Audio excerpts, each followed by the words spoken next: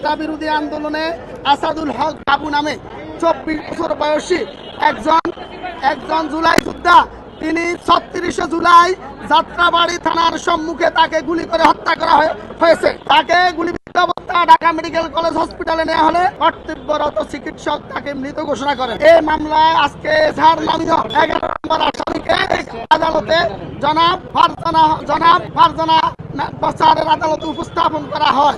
মাননীয় আদালত উভয় পক্ষের বক্তব্য শ্রবণান্তে এই আসামিকে 7 দিন ঘোষণা করলে আসামিকে 5 দিনের রিমান্ড মঞ্জুর করেন। এই আসামির পরিচয় হচ্ছে, ওনার নাম তৌহিদ উদ্দিন, তিনি ইউটিউবার এবং টিকটকার।